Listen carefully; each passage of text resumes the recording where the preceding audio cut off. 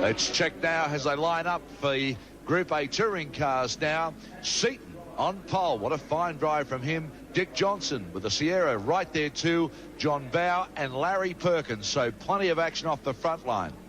Yeah, and on row 3 we've got Jimmy Richards and his teammate Mark Scaife in the GTR, the cars that they used to call Godzilla, but now that have been strapped down. Row 4 is Reed in the Commodore and Wayne Park in the other Glen Seaton Sierra. Then Pearson, Finnegan, Donoghue. Now, this is an interesting entry here. We'll talk about that more during the race. And, of course, Grant there in the other Nissan Skyline. And there they are, sitting there, the blue car of Glen Seaton, the red car, the familiar number 17 of Dick Johnson, Queensland's favourite son, sitting beside him. And the Nissans not on the front row. 15 laps. It'll be a screamer, 58.95 kilometres. That's the race distance. And the track circuit, of course, is 3.93. Glen Seaton, fixed eyes. He only wants the first corner. Starts to creep a little. Dick Johnson hasn't made a move yet. Green lights and Johnson gets the jump, no doubt about that. Put the power straight down Johnson and came out of the traps. Larry Perkins, no, gets squeezed out. But Glen Seaton's been a touch there too. And is that John Bowe? Yes, it is. Yeah, John Bowe, after his normal tricks, putting the car where there's no room, basically. The trouble with it, he sees a 4-foot gap and tries to put a 6-foot car through it. Well, Dick Johnson made a fantastic start. Glen Seaton had a little cheat off the start at first, checked himself. Maybe that cost him. Well, it does. Oops, someone going a little wide there on the... oops, the Daisy, and that's one of the Glen Seaton Sierras. Is it Park? Yeah, I think it might be Wayne Park. Come back and have a look at the moment. At the moment, Dick Johnson out in front in the Shell Sierra, doing a fine job, the Queenslander. Gee whiz, he got off the line quickly. And Larry Perkins, of course, won the Nissan 500 here last year in a similar Commodore. He's got the Commodore up and running, and the Commodores do like this track. They do indeed, and it's actually interesting to note that Larry's driving one of the older type Commodores. The newer type one, which he campaigned last year, I believe has been sold to Peter Brock, who's not here. He's busy getting his team ready for the Australian Touring Car Championship round. And Larry has resorted back to the older style Holden that he leased out to a guy last year, and that's why A, it's red, and B, it's the older model. Larry Perkins now in second place behind Dick Johnson. Glen Seaton is back in third spot. Didn't really come off the line as well as he did. And the two Nissans, it's surprising after a year of racing, the Nissans aren't there in 1, 2 and 3 at the moment. Definitely these new regulations have made big differences to the car that we called Godzilla. It's way back.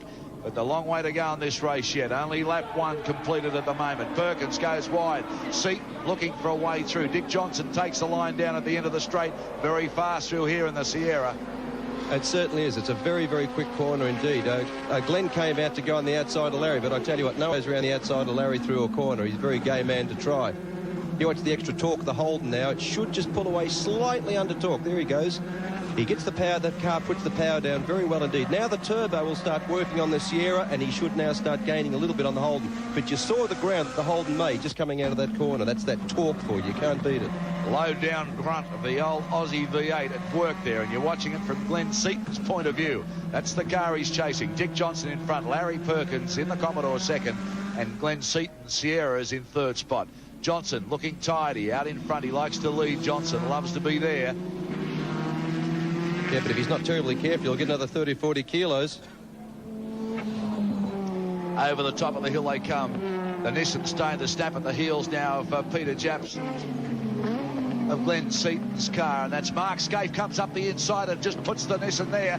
The four-wheel steer and the good braking there starting to work. The car may be a little heavier, but by gee, it's not as quick, so it's braking pretty well. Braking very well indeed. And what happened was, I don't think Glenn saw him until the very last minute. Glenn had to make room for him, and in doing so, Bowe closed right up. So you'll probably have Bowe now snapping right at Glenn's heels.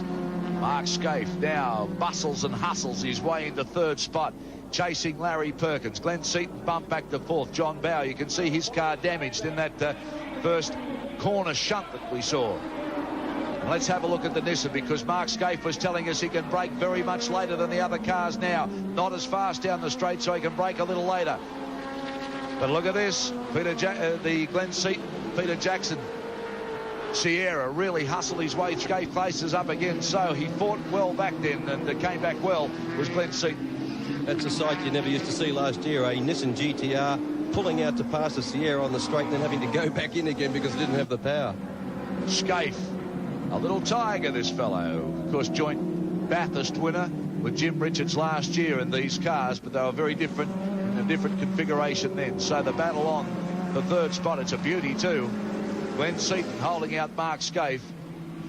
John Bauer just in the damage right in behind them, and then Jimmy Richards in the other of the Nissan cars. You can see Mark Scaife doing everything he can to crawl all over the top of the Sierra. Can't get there though. The Sierra looks about 45 foot wide at the moment from where he's sitting. Well, let's now go down. We're looking at pictures from Jimmy Richards' car, so let's have a talk to the man himself. Jimmy Richards, I can't believe the difference in straight line horsepower now. Nor can I, Daryl, so that's what you get for winning all those races, eh? Well, mate, I mean, they're doing to you what you were doing to them all year. I mean, it must be pretty frustrating knowing how fast the car can be. Cams knows best, Daryl. Well, what can you do? I mean, you've only got screamers here today. They're only sprint races, and there's a lot of ground to make up. Well, mate, we can't really do anything. We just got to drive as good as we can and see what happens at the end. Well, if anybody thought that the racing was going to be closer, I guess that's happened, Jim. But from your point of view, it must break your heart. Well, yeah, but, you know, I've been racing for a while. These things happen. Well, Perkins now still holding out Seaton. But gee, it's been a ding-dong battle there, I'll tell you. And Perkins doing a pretty good job. He likes Eastern Creek, and the Commodore doesn't mind it either. No, well, it gets back to that torque, you see, because you've got a lot of these constant radius corners. So you can go into the corner reasonably slow. You go round, they're fairly long, and then the extra torque of the V8 just takes them away. The corner they're coming down to now, for instance, it's very slow. Almost go down to second gear through a very slow right-hander and then on the power, and you should see him start to just get away a little bit from this Sierra here, although he came out very bad. He came out very bad indeed, scrubbed a lot of speed off, and he's lost 2 places because of it. He certainly did, because Glenn Seaton blasted past, and John Bauer had to go too, but didn't quite make it. So Glenn Seaton, he's now fought his way through. He's driving well, Glenn Seaton. He's aggressive, he's there, he's snapping at the heels. One mistake, he's in. Yeah, and always a beautifully prepared car. I mean, Glenn and Bo Seaton always turn out a very professional, well turned out. The whole team, right to the transporter, the mechanics and everything. It's a credit the way they turn this car out. Well, you're looking at the Sierras. They're back in front here at Eastern Creek, running 1, 2 and 3. The 2 Shell cars, 1 and 3. The Peter Jackson car splitting them in second spot with young Glenn Seaton. So certainly the new configuration from Cams has had a big bearing on what's going to happen in Group A this year. The Nissans well out of this today. They just haven't got the legs to run with the Fords, no doubt about that.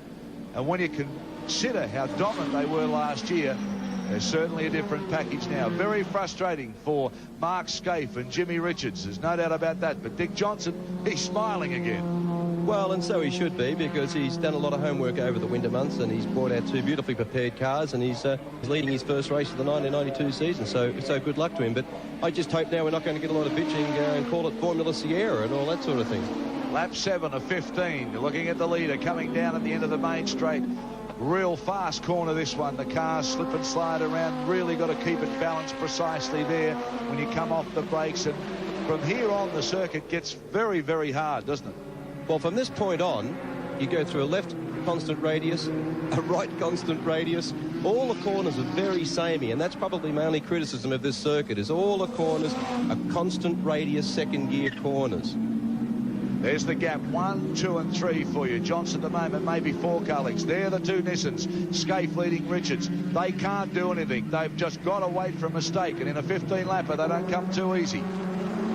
Motor Racing's Triple Challenge continues here on 9. Stay with us.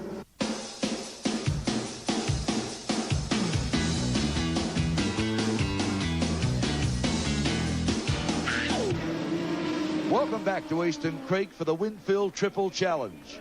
Dick Johnson from Queensland in the Shell Sierra out in front. His teammate at the moment is in third spot. He had a bingle on the first lap. That's Johnny Bow as he came down. Glenn Seaton, another Sierra, the blue car, is in second spot. So it's Sierras 1, 2 and 3. Then the Nissans 4 and 5 of Scaife and Richards. And that's the way they run in the top 5 at the moment. But Johnson, well, he grabbed the lead. He made a beautiful start off the line, and he certainly capitalised on probably a mistake from Glenn Seaton by just starting to creep away and then having to check himself. Well, that happens. When you start to creep away like that and you realise, gee, I better not keep doing this, otherwise I'll get penalised for a false start, then you have to put your foot on the brake, your revs drop, and then guess what happens 9 times out of 10? The green light comes on, and that's probably the worst start you can make. But Glenn's pretty well placed. I mean, Dick's driving extremely well. He's driving very smoothly. He's placing the car right. But Glenn is he's poised really well. We've still got 5 laps to go, so this could be very interesting last 5 laps. Well, he's closing up under brakes. You can see that maybe Dick Johnson is just easing off a little bit, conserving his tyres. I don't know about that, but definitely Glenn Seaton starting. You can visually see now that he's a lot closer than he was, and he's certainly closing up under brakes in parts of this circuit. They'll come onto the main straight in a moment, and we'll have a good look at just the difference in horsepower of these in sheer speed. Here we go now, down the little dipper of a hill, past the huge crowd here at Eastern Creek, and what a marvellous turnout. And here we go, sheer power now, nose and tail. Crowd stand up in front of us in the stand as Seaton comes down. Can he get him? Johnson, he's done it too. Glenn Seaton comes roaring past to take the lead off Dick Johnson. Oh, great stuff this. That was a great move on the outside of that left-hander. I really didn't think he'd do it. I mean, but he stuck to his guns and went around. A great, absolute great move by Glenn Seaton. Interesting to note, Seaton's on Bridgestones, Bowie and Dick are on Dunlops, and the 2 Nissans are on Yokohamas. It looks to me like Dick's car is definitely starting to move around a lot more in and out of the corner. So whether he's got his tyres going off or not, I don't know.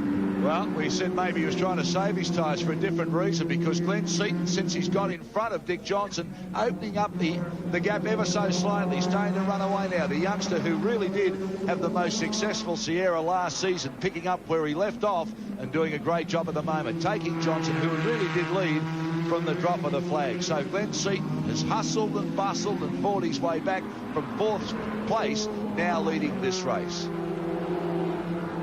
The other thing with this race, because it's not a round of the Australian Touring Car Championship, tyres are really open, and you can choose whatever tyre you like, i.e. you could have had qualifiers in practice. Now, because it's a 15-lap race, the drivers really have to pick the softest tyre that will do the job, because only being 15 laps, the softer you go in tyre, the quicker your car will go around the circuit. But, of course, you can't go too soft, so they'll go off. If they go off, the whole lot's been lost. So you want the softest tyre that you can possibly get away with, given the sort of laps that you've got to do. But Dick's car definitely does seem to be sliding around, coming out of the corners a lot more than Glenn's car.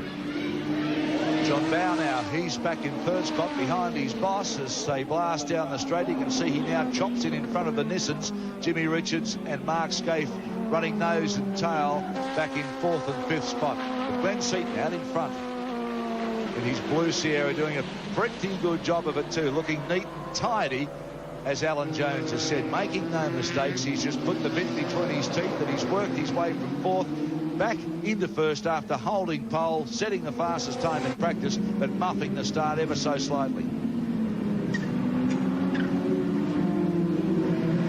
Mark Scaife still putting some pressure on Johnny Bow in 3rd spot. It'll be interesting to see if he can graft his way past, because Johnny Bow, not the easiest of drivers at times to pass. That's an understatement, Daz. I would say the Nissans will get Bowie under brakes. I will say that Scaife is lining him up. He hasn't got the power to get him down the straight. From this point in, we're starting to go into a couple of corners where you can go in under brakes. The Nissan's got fabulous brakes. He's lost a bit of time there, though. That's the only problem. I thought he might have been able to get him down on the inside of this right-hander, but I think he just dropped a bit too much time. He's having a go. There he goes. You picked it in one, AJ. Oh, touch 2, and Johnny Bow goes out. Oh, that's his 2nd bingle of this race. Johnny Bow got touched by the Nissan of Mark Scaife, touched in the door, lost the car, held it together the best he could. Now he's lost the front of it. He had a spoiler that was hanging down. He's got none now. Boy, oh boy, is he having some trouble in this race, Johnny Bow. What do you mean this race? Here we go again, AJ. As you predicted, the Nissan comes up hard under brakes. Well, I've got to say, it couldn't happen to a nicer chap, but I mean, the Nissan was in there. It was always on the cards. I mean, he was going to go on the inside there, and John really, you know, you've got to tap him on the shoulder before he realises that you're there anyway, and he paid the price. Geez, you're hard on your mates when you're out of the car, I'll tell you. Oh, it's easier this way. Glenn Seaton taking advantage of all of this behind him, all this mayhem and chaos, because he's out in front. Dickie Johnson still hounding him. Well, it's all go under brakes here. And as Mark Scaife said prior to this race, he has the ability to go in about 20 metres deeper at the end of the straight. Now, here he is again doing exactly the same thing to Dick Johnson. Let's see what happens here. You'll see, when your tyres start to go off, not only can't you put the power... See how Dick's sliding there coming out now? They're going to line him up and do exactly the same thing here, look. And he'll probably go down. He might even try and do the same thing to Dick as what he did to down on the right-hand side. No, he's going to go... no, Dick's too clever. Dick went in really... see, Dick covered his road. Didn't leave any room for Scaife to go in on the inside. Great pictures from Richard's car now. That's the ding-dong battle, a dogfight here. The second, third and fourth, the two Nissans are just snapping at the heels of the Sierra here, trying to do the best they can to get past under brakes. Now, what's at the end of the straight? Because they've told me that they can brake so much later than they could last year because the cars aren't as fast. So Johnson should have the horsepower down the straight. Scaife and Richard should be able to outbrake them at the bottom. Well, see the way Dick's pulling away now on the right-hand side. Look at him. Bye-bye. He's going. And now the best brakes in the world aren't going to make up for that sort of thing. Well, a graphic example of this car and the horsepower now hasn't got. Chasing the Sierra down into the straight made absolutely no impression. So they've got to do it on the twisty bits. Well, now, from this point on, this is where the brakes of the Nissan should come into their own. Now, Dick, he's not putting the power down. See the way the back of Dick's car is sliding out? He's not getting that power down. And also, that affects you under brakes, because not only can't you accelerate, but you can't brake late when your tyres are going off. There's the touch, of course, the damage you can see on Mark Scaife's Nissan on the left-hand panel of the door there. That's the damage caused in the John Bow incident. You can see it there. What about the four-wheel steer? Does it really have advantage on a track like this? No, well, the GTRs don't have the four-wheel steer. They've actually disconnected that. They've obviously got the four-wheel drive, but they disconnected the four-wheel steer because it just felt a bit too foreign for them. Now, Scaife's really lining himself up, but I tell you what, Dick's a good old campaigner. He won't drive dirtily. What he'll simply do is just cover the ground. He'll go into this right-hander on the right-hand side, see? Instead of going on the correct line and opening up the door, now, hang on, Scaife's let Jim in, you see? Scaife was so busy trying to go on the outside of Dick, he forgot about his teammate who took advantage of it. Well, pretty exciting stuff here. The Nissans are rubbing door handles now. They're side by side doing everything they can to try and get past Dick Johnson. But Mark Scaife back in front of Jim Richards. Jim Richards gets on the inside line. See how this pans out.